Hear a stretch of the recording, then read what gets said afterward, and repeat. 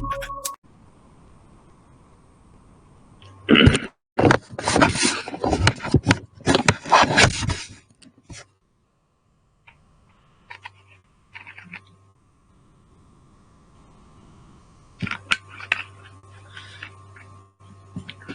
मैं अपना microphone academy छोड़ आया हूँ गलती से, तो साउंड थोड़ी सी पिछले कल के मुकाबले क्वालिटी में कम होगी, बट काम चल जाएगा आपका। इतनी तो होगी कि आपको प्रॉपरली सुनाई देगा। चलिए, जैसे हमने पिछली क्लास में राष्ट्रपति के बारे में काफ़ी बातें डिस्कस कर ली हैं, और मेरे ख्याल से हमने शायद यहाँ तक भी डिस्कस कर, इम्पीचमेंट को डिस्कस कर लिया था, पावर को भी डिस्कस कर लिया था। ओके, एंड यहाँ तक डिस्कस कर लिया था। ओके, अब ये लेजिस्लेटिव पावर का मतलब क्या होता है कि उनके पास संसदीय शक्तियां क्या है। मैं जरा इस लिखना चालू करता हूं। लेजिस्लेटिव पावर का मतलब है कि संसदीय शक्तियां। तो राष्ट्रपति जी के पास संसदीय शक्तियां क्या है? तो जानो पहले आप लोग, संसद का काम क्या होता है, पार्लियामेंट का काम क्या होता है, पहले आप इस बात को जानिए। तो भाई, पार्लियामेंट का काम होता है हमारे देश में टू मेक लॉ, कानून को बनाना।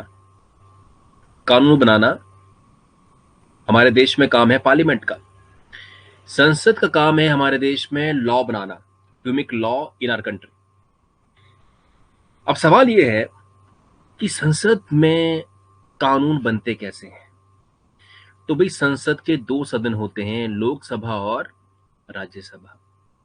इन दोनों सदन से जब कोई भी बिल, इसको बोलते हैं हिंदी में विधेयक, जब भी कोई विधेयक, अंग्रेजी में कहते हैं बिल, ठीक है जी, जब भी कोई बिल या विधेयक इन दो सदनों से पास हो जाता है, तो उस विधेयक को लॉ बनने के लिए, एक्ट बनने के लिए, अधिनियम बनने के लिए, अधिनियम मींस एक्ट अंग्रेजी में, बनने के लिए राष्ट्रपति के साइन चाहिए होते हैं। No bill can become law means अधिनियम without his her assent. Assent means मंजूरी। तो बिना राष्ट्रपति के मंजूरी के हम लोग हमारे देश में कानून बना ही नहीं सकते हैं।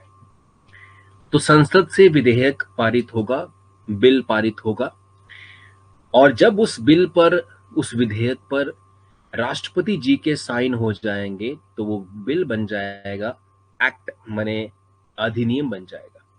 और जैसे अधिनियम बनेगा, तुरंत हमारे देश में इसको इम्प्लीमेंट कर दिया जाएगा। इम्प्लीमेंट मींस इधर से स्थापित कर दिया जाएगा उस कानून को। तो हमारे देश में पार्लियामेंट का ड्यूटी है टू मेक लॉ। पार्लियामेंट का काम है देश में कानून को बनाना। अब दूसरा पॉइंट, ये तो पहला पॉइंट था, दूसरा पॉइंट क्या है, अगर आपने हिंदी में नोट्स बनाने हैं तो आप देखो, मैं सारी बातें जो कह रहा हूं लिखते जाना साथ में, क्योंकि ये बातें आपको एकदम से किसी भी चैप्टर में, बुक में नहीं मिलेंगी। No bill can become law without his her assent. इसको हिंदी में लिख सकते हैं कि बिना राष्ट्रपति की मंजूरी के कोई भी कानून नहीं बन सकता है। और क्यों नहीं बन सकता, मैंने इसमें बता दिया आपको।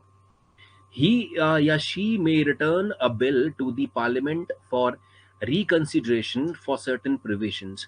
देखिए, अगर राष्ट्रपति को लगे कि कोई कानून है उसमें कुछ कमियां हैं, जैसे कोई विधेयक पारित हो जाता है संसद से, और राष्ट्रपति को लगे कि नहीं, इसमें कुछ कमियां हैं और इसमें कुछ रिकंसिडरेशन मैंने इसे दोबारा इनको कंसिडर करना चाहिए, तो वो बिल को, उस विधेयक को वापस संसद में भेज देते हैं। ये उनके पास पावर है, राइट। फोर्थ पॉइंट क्या है कि he has a right to seek advice from the supreme court. कोई भी जब एक्ट बनेगा, अधिनियम बनेगा, तो अगर राष्ट्रपति जी को उस बारे में कुछ शंका है, तो वो सुप्रीम कोर्ट की राय ले सकते हैं, क्योंकि सुप्रीम कोर्ट तो हमारे देश में कानून को जानने में सबसे माहिर होगा, वही सबसे सीनियर है ना कोर्ट, हमारे देश का सुप्रीम कोर्ट, और वहां की जजेस तो ब्राइट से ब्राइट होंगे। तो नेचुरली अगर कोई ऐसी कोई डाउट है किसी कानून में, कोई दांवपेच है इसमें, तो वो राय ले सकते हैं।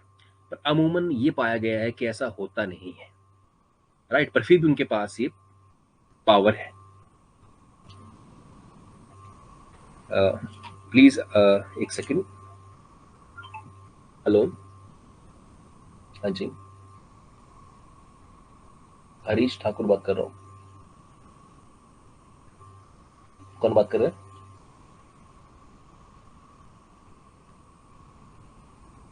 अच्छा, कांगड़ा से मोहित जो है। अच्छा अच्छा, हाँ जी, मैं आपको आप लिखेंगे या मैं आपको व्हाट्सएप करूँ? हाँ जी हाँ जी।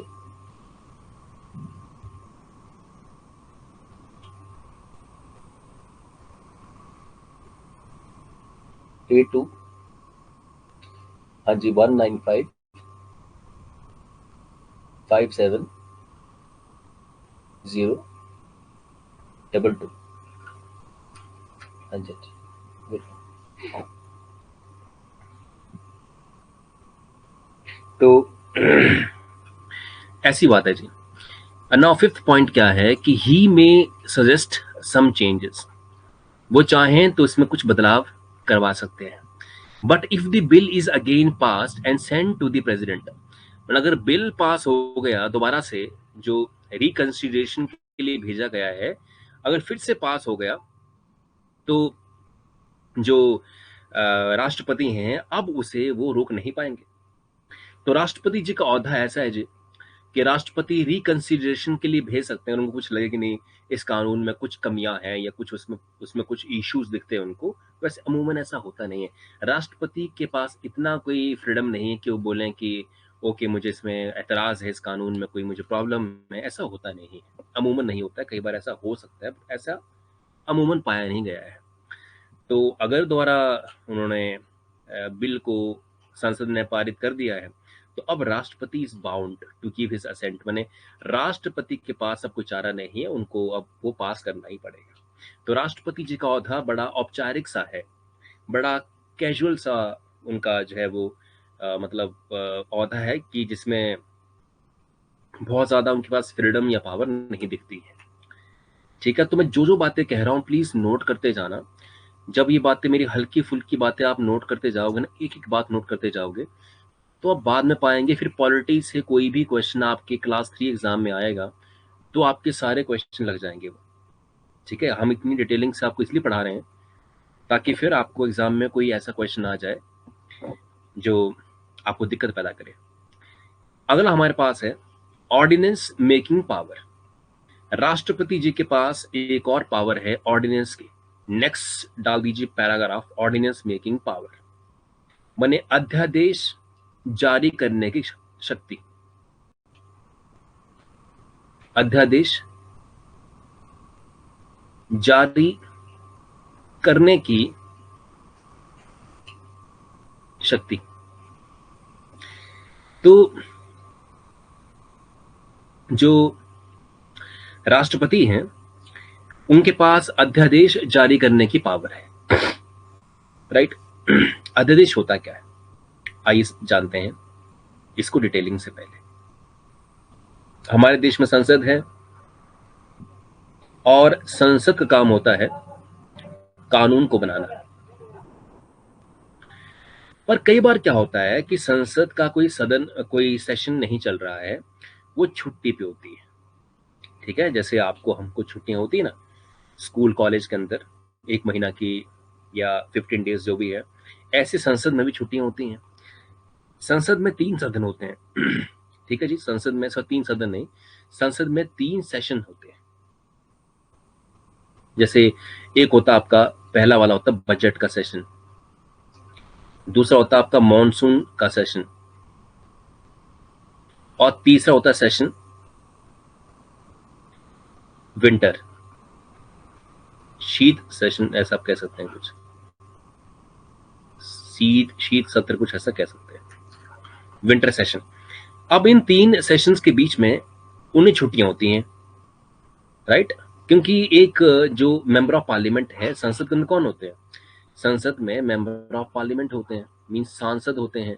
अब सांसद को संसद के बाहर भी तो लोगों से मिलके उनके काम करवाने हैं ना। और वो पॉलिटिकल आदमी है, अगर वो जनता के बीच में नहीं जाएगा तो जनता उसे वोट नहीं करेगी दोबारा, तो उसको अपनी कॉन्स्टिट्यूंसी में जाके भी काम करवाने होते हैं। तो बीच में छुट्टियां आती हैं। अब मान लो संसद छुट्टी पे है, कानून तो बनाने वाली संस्था छुट्टी पे है, कानून बनाने वाली संस्था छुट्टी पे है, तो अगर किसी ऐसी कंडीशन ऐसी आन पड़ जाए कि देश के अंदर सरकार को कोई मजबूरन कानून बनाना पड़ रहा है, बट संसद छुट्टी पे है, तो उस स्थिति में राष्ट्रपति चाहें तो एक अध्यादेश जारी कर सकते हैं। अध्यादेश की पावर कानून जैसी ही होगी। अध्यादेश में जितना इसका ऑर्डिनेंस, एक ऑर्डर, तो उस समय में मजबूरी में ऐसा कानून बना सकते हैं। फिर ये होता है कि जैसे ही दोबारा संसद काम करने बैठती है या संसद का सेशन चालू होता है, जब संसद का सेशन चालू होता है तो फिर उस कानून को पारित करके प्रॉपर तरीके से बनाया जाएगा। आइए अंडरस्टैंड करते हैं क्या आर्टिकल 123 क्या कहता है। ये अनुच्छेद है। ऑर्डिनेंस के बारे में कौन सा अनुच्छेद कहता है, कई बार क्लास 3 एग्जाम में आ चुका है। If the president feels that the law is urgently required, राष्ट्रपति को लगे कि कोई कानून है जो अर्जेंटली चाहिए, but the parliament is not in the session, पर संसद जो है वो सत्र में नहीं है, छुट्टी पे है, ही कैन प्रोमलगेट, माने जारी कर सकते हैं, ऑर्डिनेंस मीन्स अध्यादेश, तो एक अध्यादेश को जारी कर सकते हैं। ये अध्यादेश कानून जैसा ही होगा, कोई डिफरेंस नहीं होगा, राइट? अब देखिए ऐसी स्थिति क्यों आन पड़ती है। मान लो सपोज कोई एक महीना है और उस महीने में जो पार्लियामेंट है, संसद है, छुट्टी पे है, एंड हमारे देश में सपोज कोई एक केस लेता हूं मैं, एग्जांपल लेता हूं। कुछ टाइम पहले ऐसा हुआ था, एक जगह उज्जैन, और उज्जैन में क्या हुआ, एक 12 साल की लड़की का जो है वो गैंग रेप हो गया। ये केस हो गया, भयंकर केस हुआ, और पूरे देश में लोग जो थे वो धरने, प्रदर्शन, स्ट्राइक्स हो रही हैं कि नहीं, हमारे देश में इतने बच्चों पे क्राइम क्यों हो रहा है, ये बलात्कार के केसेस कब खत्म होंगे, इत्यादि इत्यादि। वो तो पूरे देश में क्या हुआ, लोगों ने डिमांड की कि ऐसा सख्त कानून लाओ कि जो भी इस उम्र के बच्चों के साथ बलात्कार करेगा उसे फांसी की सजा मिले।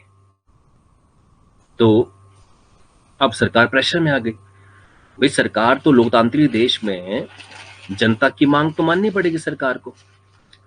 तो क्या करा, क्योंकि हमारे देश में बलात्कार के लिए तो कोई ऐसी फांसी की सजा का प्रावधान था ही नहीं, बलात्कार के लिए नहीं है कोई प्रावधान ऐसा फांसी का। तो पब्लिक की ऐसी डिमांड आई, ऐसा प्रेशर पड़ा, लोग धरना, प्रदर्शन और स्ट्राइक कर रहे थे कि सरकार को अंडर प्रेशर एक कानून बनाने की सडनली पड़ गई जरूरत। अब पार्लियामेंट छुट्टी पे है, तो ये काम किससे करवा सकते हैं, राष्ट्रपति से। तो राष्ट्रपति एक अध्यादेश जारी करेंगे जिसके तहत वो एक कानून ही होगा। बस ये कि दोबारा जब फिर संसद बैठेगी तो उसे हम पारित करवा लेंगे। इसको आप अंडरस्टैंड कीजिए। और देखिए ऑर्डिनेंस क्या है, ordinance remains in the force till not more than 6 weeks, माने 6 हफ्ते तक ये जारी रहेगा, और from the commencement of the next session. जैसे मान लो कि आज सपोज आज है हमारे पास 14 दिसंबर, मान लेते हैं ऐसा कोई सिचुएशन है, और आज ये कानून जारी किया, अध्यादेश जारी किया राष्ट्रपति ने, ऑर्डिनेंस जारी किया, और संसद छुट्टी पे थी। अब संसद छुट्टी पे है एंड मान लो फरवरी में जाके सपोज दोबारा बैठता है संसद का सेशन, फरवरी मान लो 2 को बैठता है, तो आज से काउंट नहीं करेंगे 14 से, फरवरी 2 से काउंटिंग की जाएगी अगले 6 हफ्ते के लिए। तो पार्लियामेंट को 6 हफ्ते का टाइम मिलेगा जो ऑर्डिनेंस या जो अध्यादेश जारी किया था राष्ट्रपति ने, उसे अगर कंटिन्यू करके रखना है, उसे अगर आगे चलाते रखना है उस कानून को, तो ये पार्लियामेंट से प्रॉपर तरीके से जैसे पास होता है कानून पास करवाना पड़ेगा। तो 6 हफ्ते का समय मिलता है। आप प्लीज अपने नोट्स में इस 6 हफ्ते वाली बात को ठीक से अंडरलाइन करिए कि जब अध्यादेश जारी होता है तो उसकी उम्र कितने महीने कितने हफ्ते की होगी, 6 हफ्ते की। पर कब से? जब से अगला सेशन जो है पार्लियामेंट का स्टार्ट होता है तब से। यानी कि आज जारी किया तो आज से 6 हफ्ते बाद नहीं नहीं, ये जब पार्लियामेंट का सेशन बैठेगा तो वहां से अगले 6 हफ्ते तक जो है वो उनको समय मिलता है ये कानून पारित करने के लिए, प्रॉपर टाइम दिया जाता है इसके लिए। तो ये वो ऑर्डिनेंस या अध्यादेश जो फिलहाल हमने डिस्कस किया। एंड चलिए आगे बढ़ते हैं यहाँ से। एग्जीक्यूटिव पावर मीन्स, जैसे मैंने कल भी कहा था कि एक तरह से एग्जीक्यूटिव होता है सरकार। तो कैसी शक्तियां उनके पास हैं जो सरकार के पास होती है, वैसी शक्तियां हम उनकी बात करेंगे। तो ऑल द एग्जीक्यूटिव या executive powers of the union are vested in the president. माने जो भी सरकार या सरकारी जो पावर होती हैं वो यूनियन की माने केंद्र सरकार की ये राष्ट्रपति के पास आती हैं, राष्ट्रपति के अधीन होती हैं ये पावर सारी। But he exercises them on the written advice of the cabinet. परंतु ये जो है वो अपनी पावर का इस्तेमाल करेंगे जब कैबिनेट उनको लिख के सलाह दे। जब कैबिनेट की एडवाइस लिख कर दी जाती है तो ही जाके वो इनका इस्तेमाल कर सकते हैं। All the executive and administrative decisions are taken in his name. माने जो भी सरकारी फैसले होंगे, जो भी केंद्र सरकार फैसले लेगी, वो सारे फैसले केंद्र सरकार के जो है वो कैसे लिए जाएंगे उनके नाम पे लिए जाएंगे। तो केंद्र में जो सरकार होती है वो सारे निर्णय राष्ट्रपति के नाम पे लेते हैं। जैसे मैंने पिछली बार कहा था कि राष्ट्रपति यूं तो देश के सबसे बड़े पद पे बैठते हैं पर पावर बहुत कम होती है। लेते सारे निर्णय कैबिनेट और मंत्री गण हैं या फिर यूं प्रधानमंत्री हैं, पीएम हैं, मगर किन के नाम पे लिए जाते हैं? तो राष्ट्रपति के नाम पे लिए जाते हैं, राइट। तो it is taken on the name of president of India उनके नाम पे लिए जाते हैं। आइए अब आगे बात करते हैं। तो इनके now appointment making power. Appointment means नियुक्तियां करना। तो राष्ट्रपति के पास किन किन की नियुक्ति करने की पावर होती है? देखिए, prime minister is appointed by the president. प्रधानमंत्री की नियुक्ति कौन करते हैं? तो राष्ट्रपति करते हैं। उनको शपथ दिलाते हैं, उनकी नियुक्ति जो है वो राष्ट्रपति करते हैं, right. Appointment of all other ministers on the advice of prime minister.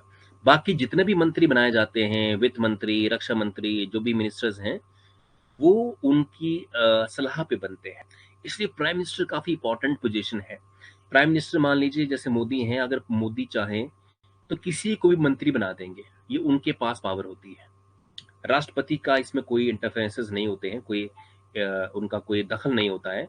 जो प्रधानमंत्री कहेंगे वही जो है वो निर्णय लिया जाएगा। अब है दी अटॉर्नी जनरल। अटॉर्नी जनरल जो सरकार का सबसे बड़ा वकील है वो भी जो है इनके द्वारा अपॉइंट किया जाएगा। Controller and auditor general, CAG, ये भी जो है एक अकाउंटेंट की तरह है, सरकारी और गैर सरकारी अकाउंट की ऑडिटिंग करता है ताकि देश का पैसा सही तरीके से इस्तेमाल किया जाए। ये एक बड़ा इंपॉर्टेंट पद है देश के फाइनेंस का, ये भी। और उसके बाद द इलेक्शन कमिश्नर, वही जो चुनाव करवाते हैं। यूपीएससी जो एग्जाम करवाती है क्लास 1, उसका चेयरमैन भी यही नियुक्त करते हैं। गवर्नर्स ऑफ स्टेट, राज्यों के राज्यपाल यही नियुक्त करते हैं। चेयरमैन फाइनेंस कमीशन वित्त आयोग, उसका चेयरमैन जो होता है इसको भी यही नियुक्त करते हैं, राष्ट्रपति करते हैं नियुक्त इनको भी। एक सेकंड, इसमें नीचे देख लेते हैं। अब देखिए और क्या क्या है। तो अपना ये जो ठीक है, चीफ जस्टिस एंड जजेस of supreme court and high court, very very important. High court के जज होते हैं और सुप्रीम कोर्ट के जो जज होते हैं उनकी भी नियुक्ति जो है वो राष्ट्रपति करते हैं। एम्बेसडर्स, राजदूत जो होते हैं उनकी भी नियुक्ति राष्ट्रपति करते हैं। हाई कमिश्नर, जैसे कोई पर्सन यूपीएससी एग्जामिनेशन क्वालिफाई करता है ना, तो जैसे आईएएस का पद मिलता है, आईपीएस का पद मिलता है। एक होता अपना आईएफएस, इंडियन फॉरेन सर्विसेज। ये क्रैक करने के बाद आपको हाई कमिश्नर का पद दिया जाता है, जो फिर आप डिफरेंट डिफरेंट देशों के अंदर आप जो है वो कार्य करते हैं, अपने विदेश पॉलिसीज को आगे लेके जाते हैं, फॉरेन पॉलिसीज को। तो इनकी नियुक्ति भी राष्ट्रपति करते हैं। इनका आपने ठीक ढंग से इनका रट्टा मार लेना है, ठीक है, याद कर लेना इन चीजों को आपने, और फिर ये आपके काम काफी आएंगे, एग्जाम के अंदर आपको पूछी जा सकती है। मिलिट्री पावर, राष्ट्रपति के पास मिलिट्री पावर भी काफी है। यूं तो अपनी मिलिट्री पावर को डायरेक्टली वो यूज नहीं कर सकते हैं, मगर है सैन्य शक्तियां उनके पास। उनकी सैन्य शक्तियां क्या क्या हैं, आइए जानते हैं। Supreme commander of the armed forces, हमारी जितनी भी आर्म्ड फोर्सेस हैं, जैसे आर्मी है, नेवी है, एयरफोर्स है, राइट, इनका सुप्रीम कमांडर कौन है, राष्ट्रपति है। Appoint the chief of staffs, army general हैं, एडमिरल हैं, राइट, एयर चीफ मार्शल हैं, इन सबको तीनों फोर्सेस के हेड की नियुक्ति करते हैं राष्ट्रपति। Declare war and make peace, जब भी युद्ध लगेगा, इंडिया और मान लो पाकिस्तान का आज वॉर लग जाए, इंडियन पाकिस्तान का, तो इस युद्ध की अनाउंसमेंट या डिक्लेरेशन कौन करते हैं, राष्ट्रपति। युद्ध की वो घोषणा कह सकते हैं आप। और मान लो कि शांति करना है कि भाई हाँ ओके, अब हमने ये वॉर हम खत्म करना चाहते हैं, इस वॉर को समाप्त किया जाता है, तो भी शांति भी वही कर सकते हैं, पीस भी। Head of the national defence committee, national defence committee, NDC, national defence committee, जहाँ पे डिफेंस को लेके, माने सुरक्षा को लेके निर्णय लिए जाते हैं देश के लिए, उनकी कमेटी के हेड भी यही होते हैं, ठीक है जी। तो ये मिलिट्री पावर राष्ट्रपति की यहां से आ जाती है, मिलिट्री पावर्स। अब मैं आपको यहां से हटा के नेक्स्ट स्लाइड के ऊपर लेके जाता हूं। डिप्लोमेटिक पावर्स, राजनैतिक पावर या राजनैतिक शक्तियां। The foreign policy is conducted in his name, मैंने कोई भी विदेश नीति होगी हमारी, मान लो हमारी विदेश नीति इजराइल के साथ कैसी है, एक देश इजराइल है, या मान लो पाकिस्तान है, या मान लो सीरिया है, कोई भी देश है, उनके साथ हमारी नीतियां कैसी होंगी, वो करेंगे डिसाइड तो प्रधानमंत्री और हमारे मिनिस्टर्स और बहुत सारे अफसर, मगर किनके नेम पर, किनके नाम पर ली जाएंगी, राष्ट्रपति के नाम पे। इंटरनेशनल ट्रीटीज, अंतर्राष्ट्रीय संधियां भी उनके नाम पे, एग्रीमेंट, समझौते उनके नाम पे लिए जाएंगे। Appoint ambassadors and high commissioner, हमने ये पिछले उसमें डिस्कस कर लिया, डिप्लोमेट्स होते हैं हमारे सारे ये, जो विदेश नीतियों के लिए काफी कारगर होते हैं। अपॉइंट्स एम्बेसडर्स, अच्छा ये तो हो गया। Foreign embassy, ambassador, high commissioner are credited and received by the president, माने जब भी कोई विदेशी राजदूत, कोई भी, जैसे मान लो पाकिस्तान का राजदूत है, या अफगानिस्तान का राजदूत है, या अमेरिका का राजदूत है, वो जो है वो राष्ट्रपति, जब भी वो इंडिया में अपॉइंट किए जाते हैं, तो राष्ट्रपति से मिलकर राष्ट्रपति उनको जो है वो ये देश में कार्यभार सौंपने के लिए उनको एक तरह से परमिट करते हैं। नाउ नेक्स्ट क्या है स्लाइड, जुडिशियल पावर क्या है, वेरी वेरी इंपॉर्टेंट।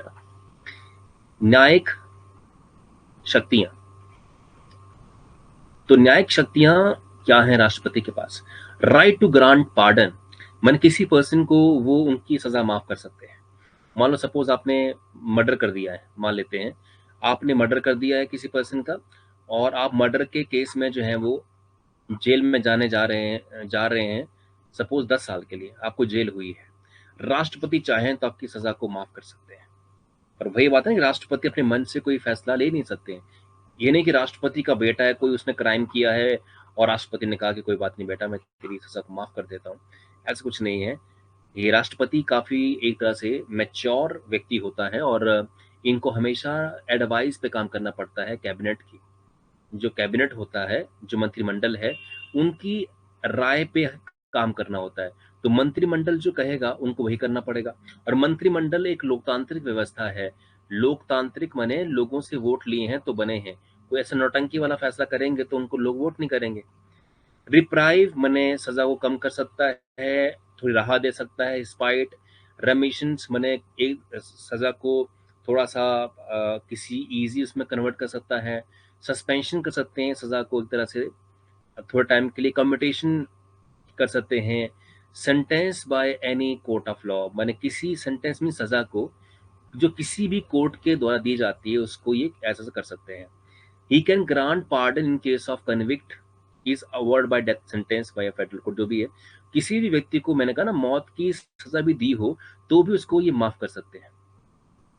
कई बार ऐसा हुआ कि कोर्ट से जो है मौत की सजा दी गई किसी पर्सन को, तो राष्ट्रपति ने उनकी मौत की सजा को जो है वो माफ कर दिया, और कई बार वो माफ करके उन्होंने उसको उम्र कैद में कन्वर्ट कर दिया है। ऐसा कई बार देखने को मिला है, क्योंकि क्या ऐसा कहा जाता है कि भाई फांसी जैसी सजा को एक लोकतांत्रिक देश में नहीं होना चाहिए। इमरजेंसी पावर माने आपातकालीन शक्ति उनके पास क्या है, तो आपातकालीन शक्तियों की बात कर रहे हैं 352 से लेके 360 तक जो अनुच्छेद आते हैं, आर्टिकल आते हैं, उनमें राष्ट्रपति की जो है वो आपातकालीन पावर के बारे में कहा गया है। आपातकाल पावर के बारे में, जब देश पर कोई आपातकाल आ जाए, कोई विपत्ति आ जाए, तो उस केस में ये अपनी पावर का इस्तेमाल कर सकते हैं। इन पार्ट 18 दिया गया है कंटेन एसेस है। देखिए, एबनॉर्मल माने जो भी एक ऐसी सिचुएशन या स्थिति हो जो कि नॉर्मल नहीं है। नेशनल इमरजेंसी, राष्ट्रीय आपातकाल, जब देश पर कोई विपत्ति आ जाए, कोई वॉर हो जाए, युद्ध हो जाए, या इंटरनल कोई इनसिक्योरिटी पैदा हो जाए, जैसे अंदर से विद्रोह पैदा हो जाए, लोग विद्रोह पे उतर आए, तो उस केस में पूरे देश में आपातकाल लग सकती है, जो आर्टिकल 352 में अनुच्छेद 352 कहता है। यदि किसी प्रदेश में, किसी राज्य में कॉन्स्टिट्यूशनल ब्रेकडाउन मीन्स कानून की धज्जियां उड़ रही हो, उस प्रदेश में कानून का इस्तेमाल नहीं हो रहा है, उस देश में जो है, उस प्रदेश में संविधान की इंसल्ट हो रही, संविधान की मान्यताओं को माना नहीं जा रहा है, या कानून चरमरा गया है, लोग मारे जा रहे हैं, मर्डर हो रहे हैं, चोरियां हो रही हैं, बलात्कार हो रहे हैं, तो भी उस केस में राष्ट्रपति उस स्टेट के अंदर, उस राज्य के अंदर आपातकाल लगा सकते हैं, और वो आर्टिकल 356 है। फाइनेंशियल मीन्स वित्तीय हालात जब खराब हो जाए, वित्तीय हालात मीन्स कि सरकार के पास पैसा ही नहीं बचे सैलरी देने के लिए सरकारी कर्मचारियों की, या महंगाई बहुत बड़ी हो जाए और देश की वित्तीय व्यवस्था खराब हो जाए, हमारी जो फाइनेंशियल सिचुएशन है बहुत खराब हो जाए, जब वित्तीय व्यवस्था खराब हो जाए, तो उस सिचुएशन में आपातकाल लग सकती है, जो आर्टिकल 360 के तहत आएगा, अनुच्छेद 360 के तहत वो चीज आएगी। ऑलराइट, आगे हम बात करें तो देखिए, अब आर्टिकल या जो ये अनुच्छेद 352 है वो क्या है। तो if the security of India और any part of is threatened by the war, मैं देश की सुरक्षा, सिक्योरिटी मीन सुरक्षा जो है वो, थ्रेटन मीन्स खतरा बनाए, खतरा हो जाए उसके ऊपर किसी युद्ध से, या एक्सटर्नल एग्रेशन मीन्स कोई भी दूसरे देश से आतंकवादी कोई ऐसा हमला कर दें या कुछ भी ऐसा आ जाए, या आर्म्ड रिबेलियन माने हमारे देश के अंदर लोग जो हैं वो मतलब विद्रोह कर डालें और बंदूक उठा लें, तो उस स्थिति को संभालने के लिए देश के अंदर राष्ट्रपति शासन लग सकता है, तो आपातकाल लग सकता है, उस समय देश के अंदर आपातकाल लग सकता है। देखिए क्या लिखा गया, the president can issue the proclamation, मैंने घोषणा कर सकते हैं इमरजेंसी की, on the basis of written advice tendered मैंने दी जाती है बाय द कैबिनेट।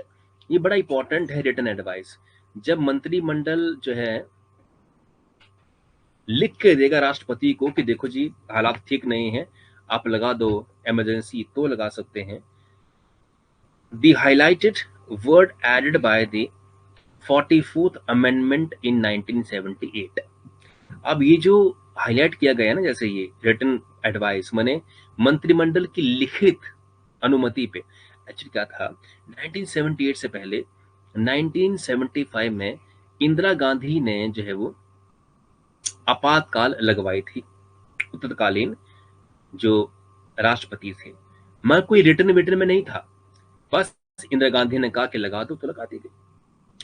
अब क्या है कि रिटर्न में देना पड़ेगा, कैबिनेट को लिख के दें कि लगाना है तो लगा सकते हैं, ऐसे नहीं लगा सकते।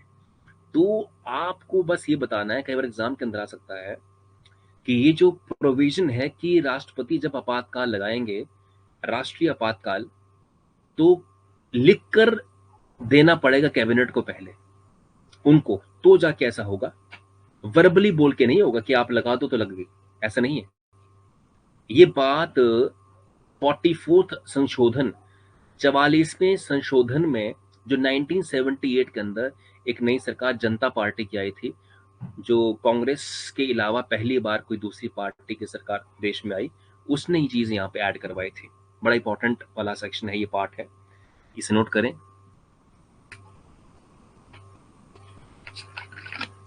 Please wait for 1 minute.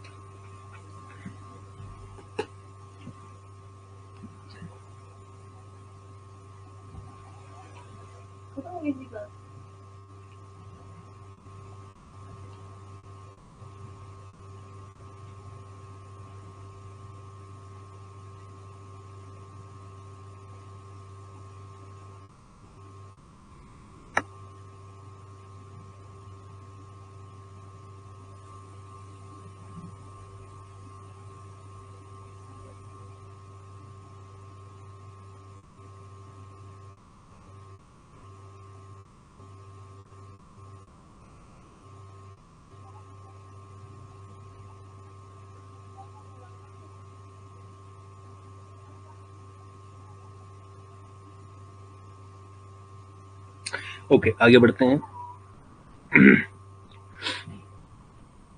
Let's move forward. चलिए,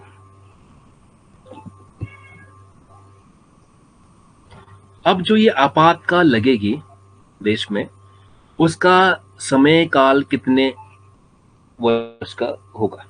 सॉरी, वर्ष नहीं, कितने समय का होगा? वैलिडिटी। द प्रोक्लेमेशन मीन्स घोषणा ऑफ इमरजेंसी मीन्स आपातकाल shall be submitted to the parliament for its approval। यानी कि राष्ट्रपति का मन है तो लगा दिया और कई सालों तक लग रही है बिना किसी को पूछे, ऐसा नहीं है। हमारे देश में संसद ही तो है जो लोकतंत्र का मंदिर है। लोकतंत्र में संसद है, उसकी मंजूरी काफी इंपॉर्टेंट है, अप्रूवल चाहिए उसकी। बट कब चाहिए अप्रूवल?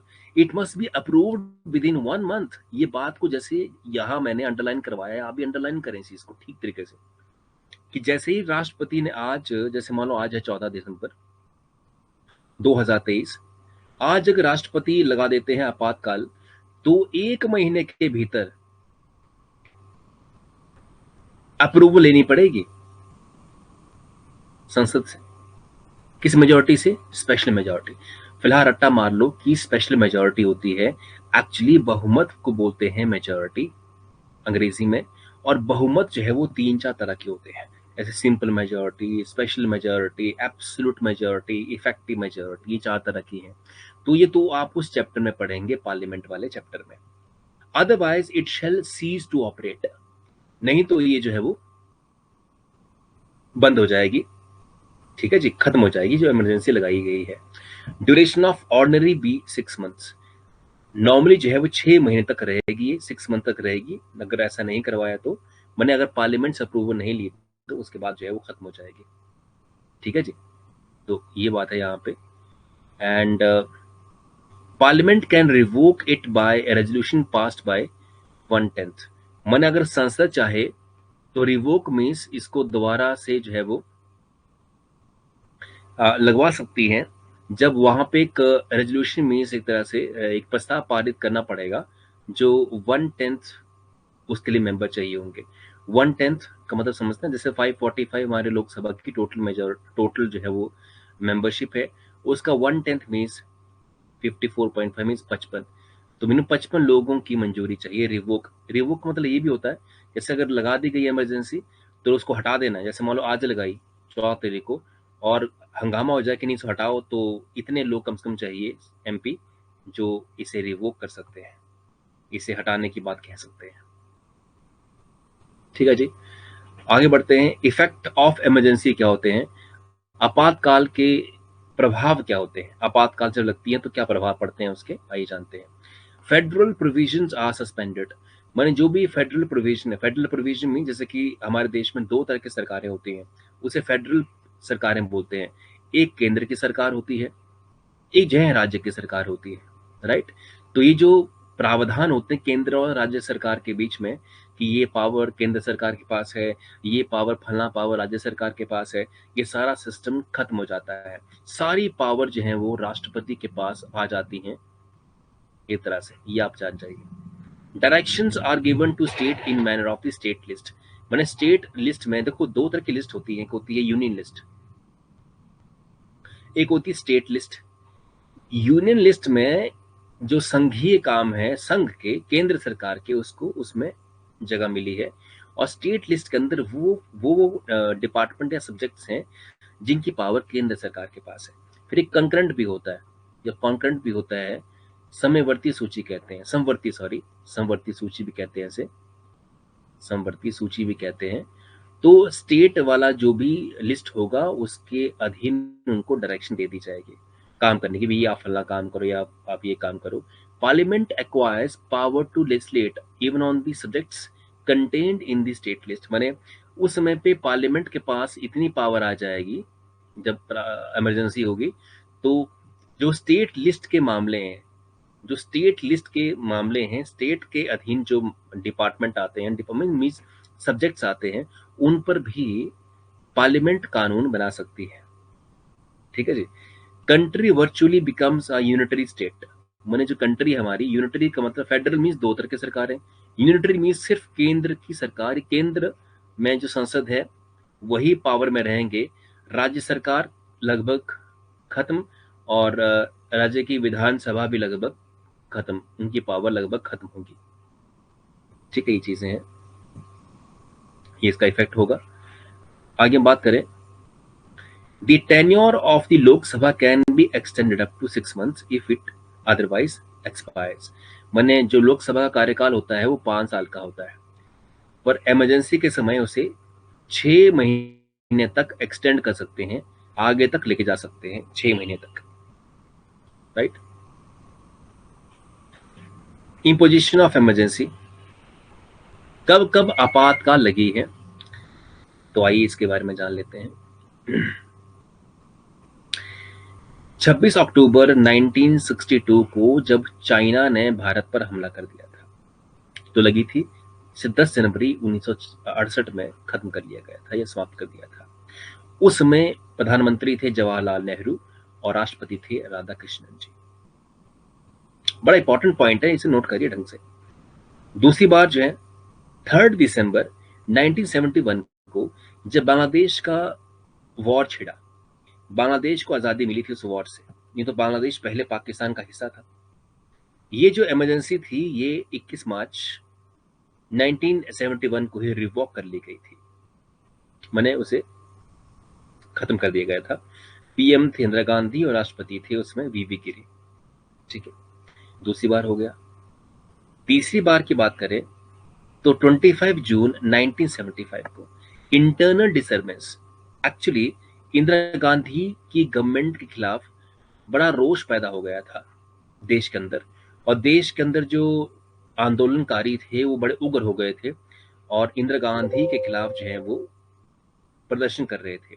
ये प्रदर्शन इतना बढ़ गया कि सिस्टम खराब हो रहा था, हर कहीं धरना प्रदर्शन हो रहा है, चक्के जाम हो रहे हैं, ट्रैफिक जाम हो रहा है, पटरियों पे लोग आ गए हैं, मालगाड़ियां आ नहीं रही हैं, ट्रेन देरी से आ रही हैं, तो काफी दिक्कत आ गई थी। And that is called internal disturbance. इसे रिवॉक कर लिया गया था 21 मार्च 1977 को।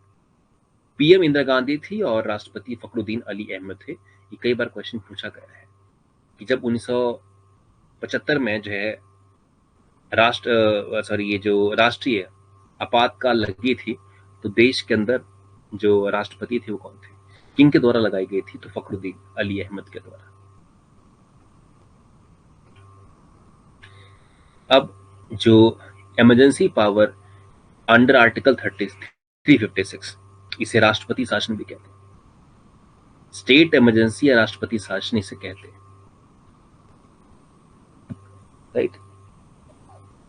फेलियर ऑफ कॉन्स्टिट्यूशनल मशीनरी, माने किसी प्रदेश के अंदर संविधान की धज्जियां उड़ जाए, संविधान के अंदर जो बातें लिखी गई हैं उनका पालन हो ही नहीं रहा है। दूसरी बात, on the receipts of report from the governor, जो प्रदेश के अंदर राज्यपाल हैं उनकी रिपोर्ट कहती है कि नहीं, राज्य के हालात ठीक नहीं है, तो उस सिचुएशन में भी राष्ट्रपति चाहें तो उस राज्य के अंदर आपातकाल लगवा सकते हैं। उसे बोलते हैं राष्ट्रपति शासन।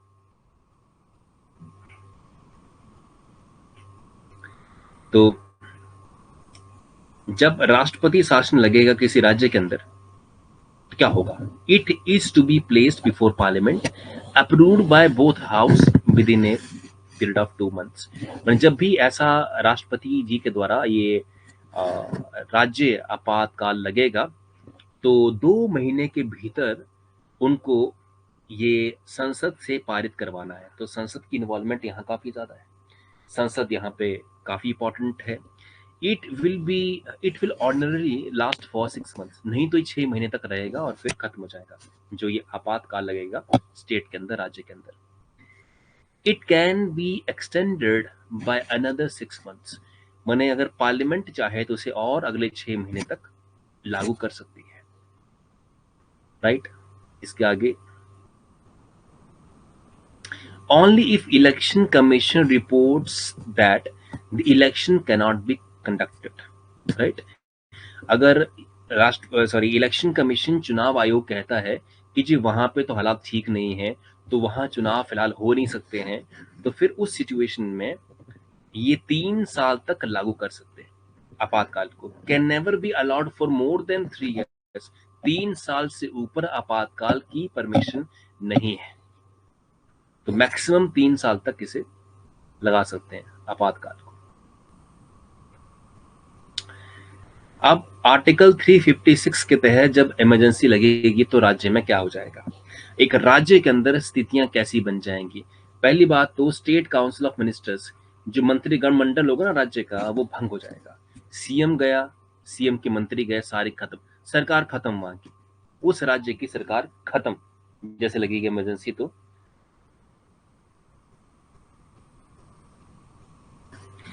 The state legislative assembly is dissolved or kept under suspended animation, माने जो विधानसभा उस राज्य की है, जो विधानसभा उस राज्य की है, विधानसभा, राइट, विधानसभा माने स्टेट लेजिस्लेटिव असेंबली, वो या तो भंग कर दी जाएगी, भंग, या फिलहाल उसे एक सस्पेंडेड मीन्स फिलहाल उसे कह दी जाएगी भी तुमने कोई काम नहीं करना है, फिलहाल आपको हम छुट्टी पे रख रहे हैं, इस तरह से। द प्रेसिडेंट में assume all the function of the state, माने राष्ट्रपति सारे राज्य के पावर अपने हाथ में ले लेंगे उस समय पे, सारे फंक्शन सारे उनके अंडर होंगे, सारा काम वही करवाएंगे देख रेख में अपनी। The president govern the state instead of elected chief minister, माने अब राष्ट्रपति जो है उस राज्य को चलाएंगे, मुख्यमंत्री वहां से उड़ा दिया जाएगा, उससे हटा दिया जाएगा।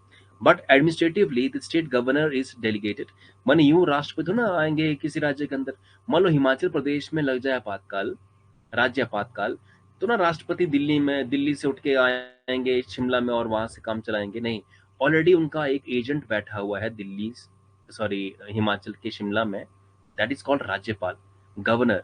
तो राज्यपाल राष्ट्रपति की अनुमति के साथ जो है वो कार्यभार वहां संभालता है। तो यूं कही कि राज्यपाल फिर उस स्टेट को चला रहा होता है। ठीक है जी। अगली बात यहां पे, तो पहली बार ये राष्ट्रपति शासन मीन स्टेट इमरजेंसी जो है वो कब लगी है? फर्स्ट टाइम पंजाब के अंदर 1951 से लेके 1952 तक, ये लॉन्गेस्ट ड्यूरेशन था पंजाब के अंदर। 1987 से लेके 1992 तक आपातकाल लगी थी पंजाब के अंदर। फिर जम्मू कश्मीर में लगी 1990 से लेके 1996 तक। ठीक है जी। अच्छा ये है सबसे अच्छा ये ड्यूरेशन, ये वाला ड्यूरेशन सबसे लंबा हो गया, ये वाला। अगली बात, पंजाब में 9 बार लगी है, केरल में 9 बार लगी है, इमरजेंसी बराबर बराबर लगी इनके यहाँ पे। तो यहाँ पे 9 बार आपातकाल लग चुकी है। इंदिरा गांधी जी के समय 33 बार आपातकाल लगी थी, राइट। और उनका जो कार्यकाल है 1966 से लेके जब 1977 तक था। और सेकंड कार्यकाल जब उनका था 1980 से 84 तक, तो 17 बार डिफरेंट राज्यों में आपातकाल लगाई गई थी। शायद हालात ही वैसे रहते होंगे जिन्होंने ऐसा किया। पर इंदिरा गांधी को थोड़ा तानाशाही रवैये के लिए भी जाना जाता है कि उनका रवैया थोड़ा तानाशाही था इस मामले में, तो कम से कम।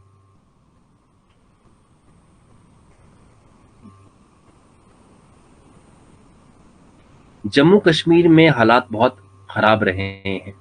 जम्मू कश्मीर में आपातकाल बहुत बार लगा है। ऐसे 1977 से 1977 जुलाई तक, 1984 से लेके 1986 तक, 1996 तक रहा, 90 से लेके 96 तक, 2002 से 2002 नवंबर तक रहा है, 2008 से 9 तक रहा है, और फिर 2019 के अंदर भी लग गया था आपातकाल। और उससे फिर जो है वो अभी तो उसका फिर सिस्टम चेंज कर दिया गया है वहाँ का, कि अब वो राज्य ही नहीं है, अब तो यूटी बन चुकी है जम्मू कश्मीर। वो सेपरेट टॉपिक है, उसको तो डिस्कस करने में 1 घंटा चाहिए, सेपरेट है वो तो।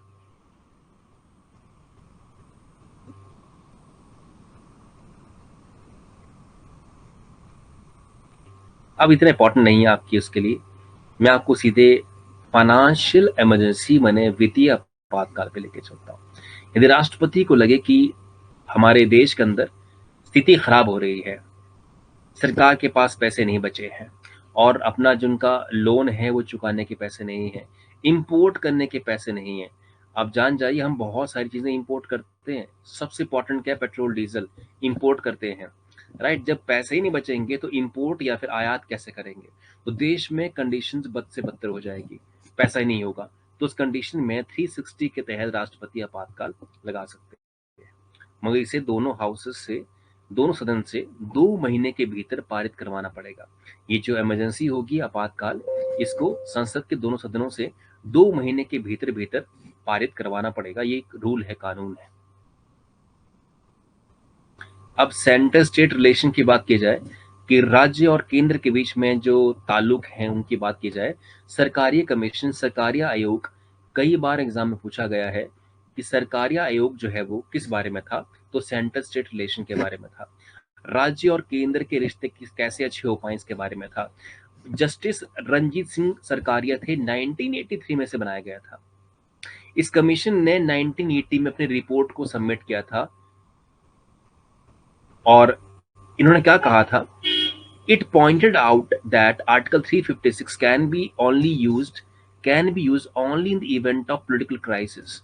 मन किसी भी राज्य के अंदर जब राजनीतिक हालात बिगड़ जाए, जैसे मान लो सरकार ही टूट जाए, सरकार बनने की स्थिति में नहीं है, जैसे हिमाचल प्रदेश में 68 सीट्स हैं, मान लो कांग्रेस पार्टी के पास सीट्स हैं 35, और भाजपा के पास हैं 33, तो मेजोरिटी किसके पास है, बहुमत किसके पास है? तो कांग्रेस पार्टी के पास। और बहुत ही लचीला बहुमत है, क्योंकि कांग्रेस पार्टी के पास, देखिए हिमाचल प्रदेश में 68 सीट्स हैं एमएलए की विधानसभा में, तो हिमाचल प्रदेश में सरकार बनाने के लिए मिनिमम 35 सीटें चाहिए। तो 35 सिर्फ ही उनके पास मान लो आती हैं, तो सरकार तो बन जाएगी। मगर एक आध एमएलए ने अगर यहाँ वहां कर लिया तो सरकार गिर जाएगी। फिर मान लो 2 एमएलए कांग्रेस पार्टी के छोड़कर बीजेपी ज्वाइन कर लेते हैं, तो 33+2, अब बीजेपी 35 हो जाएंगे। अब वो बोलेंगे सरकार हमारी है। फिर थोड़े महीने बाद थोड़े उनके लोग यहाँ से वहां जाते हैं, तो फिर बोलेंगे अब हमने सरकार। तो इस तरीके से जब माहौल वहां पे खराब हो जाए, पॉलिटिकल क्राइसिस पैदा हो जाए कि किसी पार्टी के पास क्लियर कट मेजोरिटी नहीं है और लगभग सरकारें शिफ्ट हो रही हैं हर 2 महीने के अंदर, तो फिर एक तरह से दोबारा चुनाव करवाने की स्थिति पैदा हो सकती है, राइट। या वहां पे इंटरनल डिस्टर्बेंसेस आ जाए, या फिजिकल ब्रेकडाउन हो जाए, एक तरह से कि तोड़ फोड़ हो रही है और लोग हंगामा कर रहे हैं, इत्यादि इत्यादि, मतलब पूरे प्रदेश में हंगामे की स्थिति है। तो उस केस में ऐसा किया जाए, ये सरकारी कमीशन की रिपोर्ट थी। अब 2-3 स्लाइड्स और बची हैं, क्लास काफ़ी लेंथी हो जाएगी। मैं चाहूँगा कि कल हम उपराष्ट्रपति को भी डिस्कस कर लें, और जो बची बातें वो भी डिस्कस कर लें। आज काफ़ी बातें मैंने डिस्कस की हैं, काफ़ी जल्दी मुझे बोलना पड़ता है क्योंकि देखो इतना टाइम हमारे पास नहीं है, राइट। हमारे पास इतना टाइम नहीं है कि हम लोग सारी बातें भी करें और सिलेबस भी जल्दी फिनिश हो जाए। हमें सिलेबस को भी फिनिश करना है, पर मेरी कोशिश ये है कि हमारे इस ऑनलाइन कोर्स के अंदर ये ना हो कि आपका जो कंटेंट है या आपका जो सिलेबस है वो छूट सा जाए, या फिर वो इतना अच्छे से ना हो, वो मज़ा नहीं है फिर। क्योंकि कोचिंग हमने एक ही बार करनी है, तैयारी एक ही बार करनी है, तो ढंग से की जाए और उसी कोचिंग से जॉब लग जाए आपकी, तो फिर मज़ा है। और पढ़ लिया ऐसे रेंडमली और फिर कुछ हुआ नहीं, तो फिर फ़ायदा नहीं उस चीज़ करने का। तो ढंग से करना है, काम करना ढंग से करना है। ये काफ़ी इंपॉर्टेंट है। चलिए मैं आज यहाँ तक डिस्कस कर पाऊंगा, और चलिए कल फिर हम डिस्कस करेंगे उपराष्ट्रपति और राष्ट्रपति के बचे हुए टॉपिक्स को, और उसके बाद फिर आगे भी हम इसी हफ्ते पॉलिटिकल साइंस के काफ़ी चैप्टर निपटा देंगे। मंडे को फिर मैं इंग्लिश लेके चलूंगा। एक्चुअली मैं क्या करता हूँ, इंग्लिश और पॉलिटिकल साइंस में दो चीज़ें पकड़ के चला हूँ फिलहाल। तो इंग्लिश अगले हफ्ते में इंग्लिश करवा देता हूँ, इस हफ्ते में पॉलिटी को ही लगभग 80% तक निपटा दूंगा।